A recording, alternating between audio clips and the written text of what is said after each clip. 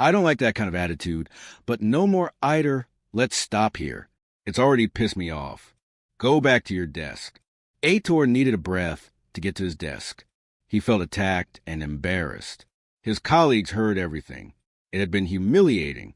He was such a dedicated employee, being harshly attacked by his boss. There was no excuse. And what would his colleagues think of him? Of course, they would think he was a wimp, a fool, a wimp. Eider was in an apoplectic state. He felt the blood rush through his veins. He took a breath and went back to the festival room. What do you want? Now I've done the reports. I can go. Feel free to see you later. Eider, I'm on the way. Rubinho tried to reach him. Let's go together. Let's go. I won't leave alone. Come on, Eider, what did I do? Nothing. Rubinho, nothing. Eider let go of his friend and ran off. He arrived at the bus stop out of breath. But he didn't want to go home, not in that state. Rubinho would be right behind him, and he was feeling very angry. Rubinho was a Purple protector. He was a dedicated, exemplary employee, and his boss always scolded him. This wasn't fair. He crossed the street and decided to take a walk around the city center. He walked back and forth aimlessly. Night fell. Eider realized he had walked a lot. He had crossed Sinalandia and was already bumping into the Arcos de Lapa when he saw a familiar face. He said to himself, could it be her? It's not possible. He walked quickly and got very close. She didn't notice him arriving. How are you, Myrna? She jumped and responded, surprised. Eider, what are you doing around here? I left work irritated and walked aimlessly. She tried to recover from the shock by asking question after question. She needed to think quickly and find an excuse before wanting to know why she was there. I was in that area. But the office is very far from here. I lost track of time. Why did you leave there irritated over nothing? Ador, don't you trust me? I'm your friend. Okay, that was all he needed. He was surprised and got goosebumps. I swear you're my friend. Of course. You're the only one who talks to me in that office. I really like you, girl. Wow. You don't know how good it is to hear that. You're so handsome, polite, hardworking. That's my problem. What job do I have? It seems like no one values me in there. Don't say that. You're a good employee, Mr. Percival. You have a treasure in your hands. Eider's irritation and nervousness disappeared in an instant. That shower of consideration, especially coming from Mina, left him bewildered. You're a classy woman. You deserve all the respect in the world. Girl, what are you doing here? He said. The girl lowered her eyes, embarrassed, but she had already gained enough time for a good excuse. I live near this place. R.E. fell silent. That's right, it's horrible, but what can I do? I come from a poor family, and my parents live in Espiritu Santo. I have relatives in the city, and rented a room in a house of a lady my mother knows nearby. At least it saves on travel. He replied, unsuspectingly. Even so, it's very dangerous to walk around here. Today's world is very cruel. If we don't pay attention, misfortune comes and takes us by surprise. I agree with you. I'd like to have a juice or even a beer. I know the weather isn't that hot, but I'd like to keep me company. I'd love to, but there's nothing good here. The standard is very low. Oh, Myrna, I'm sorry I was so rude. You're a lady, and I invite you for a drink in this little hellhole. 1,000 apologies. Eider. He thought for a moment and ordered, come with me. Let's cross the street and take a taxi. A taxi to where? Let's go to Copacabana. Everything there is very expensive. I don't have the money for that. Don't worry, I'll pay. I'm inviting you. Do you know Copacabana? Aitor replied with an air of superiority. I live there. She was confused and apprehensive. She knew she couldn't roam freely through the streets, but she felt like doing something different that early evening. She thought, it's too early. I don't think I'll meet any acquaintances. I'll take a chance. Confident and determined. Let go. Eider signaled. They took the taxi and went to South Zone. A fine drizzle began to fall. Rubinho, I'm here. The doorman greeted him. How are you going, Rubens? Very well. Mrs. Alloy, waiting for you. You can go up. Thank you. Rubinho took the elevator, and soon he was on the 8th floor. He opened the elevator door and walked slowly down the corridor. He couldn't help but notice the marble of R.A. and the beauty of the chandelier. It was a building composed of 2 apartments per floor divided by a long corridor. Aloy lived in an elegant Art Deco-style building. It was one of the most sophisticated and elegant buildings in Copacabana. Through an uncle, Yellow managed to rent that apartment. Dr. Brandeo, upon learning Aloy's address, was amazed and reportedly said, according to her, that not even had enough influence to rent an apartment in that building. Eloisa belonged to a traditional middle-class family, the daughter of a primary school teacher and a politician considered left-wing, as he was against a dictatorship. He spent his childhood and adolescence throughout the country. The government's persecution of his father diminished, and the military regime weakened. The family settled in the Tijuca neighborhood, north zone of Rio. Her spiritualist parents, attentive to their daughter's behavior, realized that Aloy was endowed with extreme sensitivity since she was little. When she turned 13, Emiliano and Ice took her to a spiritualist center near their home so that she could educate herself and learn to make the most of her mediumship. Aloy was close to turning 20 when she decided to live alone. She had gotten a job at an advertising agency and wanted to be independent. Her parents gave her full support. It was with allegation that Emiliano and Ice went looking for an apartment in the South Zone while Aloy was not working. One night after dinner, while they were excitedly deciding between 2 small apartments located in Praia do Flamengo, they heard the doorbell. Emiliano was the one who Gustavo answered. Something happened. He greeted Emiliano Ice, who was right behind him. Before answering, he was grabbed by Aloy. "Uncle Gustavo, I miss you so much." "I miss you too, but I've been involved in so many projects that I barely have time to go for a walk." "Emiliano, open up to your brother and drive until we save. We all miss you, but we're always talking. On the phone, you know it's different. It's better for you to eat well, and thank you, sir." Eunice called the maid. "Please prepare them some delicious coffee." Gustavo settled down. Everyone wanted to talk at the same time. Aloy almost sat on her uncle's lap. "You're in good time. I'm moving. You, with your special powers, could help us choose the best place." Everyone burst out laughing. Eunice intervened. "Every time you come to our house, it's because you have something to tell us." What was it this time, Gustavo? Some premonition? He nodded in agreement. "I came to ask you to let Aloy live with me." The others looked at each other in astonishment. Emiliano was stunned. Aloy lived in his house. "How did you know she was about to move before Gustavo did?" Reply Elia joined. "Our father, Uncle Gustavo, always knows everything. He is like that with the astral." She did joining and rubbing her index fingers. "It's true, my sensitivity surprises me every day. I knew for a long time that this would come true, Eunice. Was surprised you have always been independent, never wanted to know about getting married or having children. You are a mature man. Well, settle financially. Why take Aloy to your house? What happens to your freedom? Well, my sister-in-law, that is nothing. I have always been very close to Aloy. You know, we get along, and she is my favorite niece, Aloy. Kiss her. Uncle, you're also my favorite uncle. Aloy has studied a lot about the spiritual world and educated sensitivity. Isn't it time to share my experiences with her? But Gustavo, our daughter is doing very well at the center. If that's the issue, it's not about that. Aloy doesn't have the capacity to assimilate much more, but her study group is closed and restricted. Aloy will be welcome. The group has known this for years. She has a lot to accomplish. It's time to acquire new knowledge. Learn about other philosophies. You say you have access to other types of spiritual knowledge." Eloa asked, "Yes, the spiritual friends warned me some time ago. That's why I'm here." Turning to Aloy, "Are you going to pack your bags now, or should I wait a little longer?" Everyone exulted with joy. Aloy climbed the stairs like an airplane, and Ice ran right after. Emiliano was happy with his brother's invitation. "Ah, Gustavo, I'm a liberal. I want my children to grow up and live their lives without being tied down to us. But I was a little apprehensive to see Aloy so young living alone. Thank God you showed up. I will be extremely grateful to you." Gavo hugged his brother affectionately. "I'm the one who's grateful to you, Ice. Aloy is someone I knew I wanted." Winning that weekend, Aloy moved into Gustavo's mansion. She felt very comfortable with her uncle. She always said, "It seems like we've known each other forever."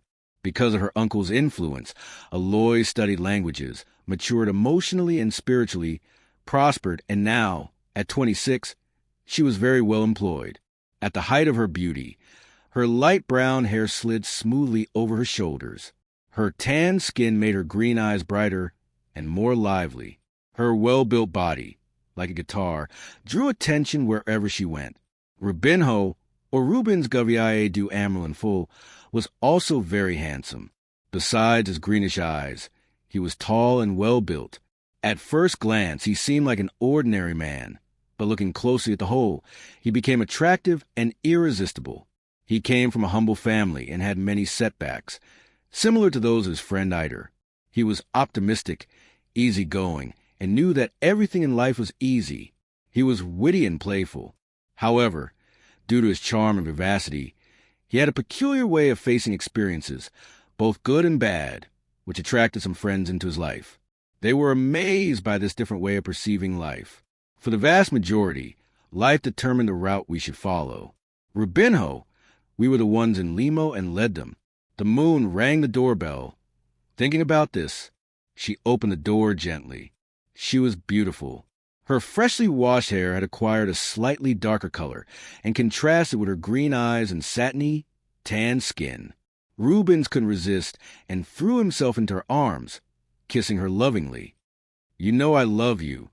She responded in the same way, imitating him. "I swear, you know I love you." They laughed and kissed again. Aloy locked the door. "You're not leaving." Rubinho kissed her lightly on the mouth. "I'm going to prepare dinner. I don't want you to make an effort. Your hands need to be beautiful to take down the boss's messages. My girlfriend can't come home. Airport and greet the new boss with scratch nails." Aloy kissed Rubinho again. He was the kind of man every woman dreamed of. He was masculine and virile. His black hair and dark beard gave him an air of virility that women appreciated in those days. Besides having a beautiful body, he was affectionate, good-humored, and a good cook. Aloy barely knew how to fry an egg. He always said he wouldn't be to live in a house and never take care of it. Dulce prepared some dishes. "They're in the fridge. Just heat them up, my dear. There are vegetables." "Yes, I'll make a wonderful salad, the one you love. I'll join in the preparation. Do you want a beer?" "Yes, I do." Aloy took 2 mugs from the cupboard, filled them, and handed one to Rubinho. He toasted us. He kissed her again, then said, "I never thought I'd fall in love like this. The first few times you came into the office, I gave a few. I always wanted you." Rubinho was amazed, but I was the one who wanted you. All the guys in the office talked about you, and my God, you were sexy. There were only a few fools there. You won me over from the first moment. I looked at so many handsome men in this city, and I fell in love with you. And look, it's only been a short time, but it seems like I've known you for a long time. I can't say, but I feel it too." Aloy took a sip of beer and continued. "We're doing very well. We're being discreet, although people already know. Soon Dr. Brandeo will find out about our relationship. And what's the problem? Remember that case with Peaksit and Anna? Dr. Brandeo got furious and sent them packing. They deserved it. They left work piling up on the tables and left early to date. We are responsible. We know how to separate work from our intimate relationship, and Dr. Eugenio Brandeo knows this. He's not Bob. He's already given me some hints.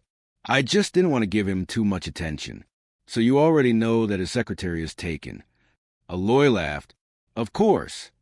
And now, how am I going to win over old Rubinho?" He made a face and hugged Aloy. "My boss, Percival, told me that I'm working with more enthusiasm. He's rooting for us. I really like Pivel. He's a good man." Rubinho pressed her to his chest and gently kissed her hair. "You see, the relationship is doing us both good." They kissed again. "Hey, let's stop this. I need to prepare dinner. I worked late and didn't have lunch." Everything went well at the office. Yes, Aloy went around and picked up a brush from the dresser, gently combing her hair. She went back to the kitchen. I thought Eider would come along. Don't even tell me. He left the office, slamming his clogs. He got a scolding from Perval and felt humiliated. Aloy shrugged. I don't know your friend very well, but he always has that poor guy look. Don't you think he looks like a stray dog? Rubinho burst out laughing. Only you, Aloy. Sometimes you're wittier than me, but I'm serious. I'm not kidding. Ator seems lost. Lost? He's hanging around Myrna. Believe it. Myrna, the one with the goosebumps. She herself is feeling melting all over her. I'd like to get closer to her and suggest some passes. Me too, but what can I do? I commented on the chills. Comiter knows he doesn't care at all about spirituality. Aloy spoke with a different tone of voice, without realizing it. One day he'll have to face the truth. Rubino's. I felt a shiver run down my spine. There you go again with those catchphrases. I felt a tightness in my chest. Myrna suffers from spiritual disturbances. And if he gets involved, either what could happen with the kind of beliefs he cultivates? He'll only be able to record her state.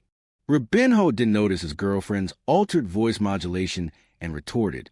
They are adults and they know what they do. Yes, but it doesn't hurt to give them a hand. We can vibrate for them every time the image of both of them comes to mind. Let's send waves of peace and balance. I agree with you, dear. I'll vibrate positively for them. Aloy, she was emphatic. The less we interfere in their lives, the better. Each one is responsible for themselves. Chapter 4 Ator and Myrna were comfortably seated at a table in a bar/restaurant. He wanted an outdoor table on the boardwalk, but the light drizzle forced him to give up and go in for a few drinks. Then he asked what you think of the company. What do you mean by your job? You like what you do? Myrna gave a small smile. It's a decent job, considering the little I've studied in my life. They pay reasonably well. What year did I study until I finished 5th grade? Why didn't I finish? Can I enroll in a public school? Oh, it wouldn't take long to finish. I'm 24 years old. If I go back to school, I'll finish high school around 30. It's a long time. And besides, what's the point of so much effort? We women will always have difficulty finding a good job for me. As long as a woman knows how to read and write, it's already good. Why should she really put in the effort? Mina was surprised. She doesn't care about having an independent, literate woman by her side. I don't want a woman who takes care of me and my children at home, knowing that to pay the bills. It's already willing. She didn't like the way he said it. He tried to hide it. That's true, he lied. I had a cousin who was very happily married. Suddenly, as soon as the children were born, they entered adolescence. The woman went back to studying, and he shook his head from side to side. Why? She said she had already raised the children and taken care of the house, and from then on she would study, go to college, and work outside the home. My cousin almost went crazy, and the result was the divorce. My God, this world is turned upside down. Poor cousin, he still hasn't recovered from the shock. He's sad, his head is down, and his ungrateful ex-wife is said to be driving around in the latest car, wearing the latest fashions, buy an apartment, living a good life, and knowing what's best, the children stayed by her side. This is a shame, ungrateful children. Your cousin doesn't deserve something like that. See, because studying only gets in the way of the relationship between a man and a woman, we men were born for it. We work to support the family, to be the breadwinners of the home. We are the ones who have to study and grow. Myrna did not agree with that sexist position, but she restrained herself. After all, it was a point of view that could be changed. She was more interested in the way Eider treated her. In fact, it was the first time a man had treated her with respect in the city. She missed that. Eider placed his hand on Myrna's. I liked you since the first day I saw you. She blushed and felt her cheeks burn. Oh, Ator, I don't know what to say. Eider leaned over and placed a delicate kiss on her lips. You are beautiful. The woman every man has always dreamed of having. She exhaled a delicate sigh. He winked and continued. Okay, let's eat. Then we'll talk more about what I want to eat. I don't know. I don't have any money. You're my guest. I don't care if you have any money or not. He gestured to the waiter. Bring the menu, please. When the waiter walked away, he said, choose your dish while you fly to the bathroom. Make yourself comfortable. Okay. He got up and went to the bathroom. Myrna sighed. Thank God, a break. Phew, I need some food. It's better to avoid going out too often. I can't be too exposed. She laughed. When would I imagine that one day a man could treat me with such deference? Eider is a bit sexist. He has outdated ideas about marriage. But he treats me well, and that makes all the difference. She paid attention to the menu and chose a very affordable dish.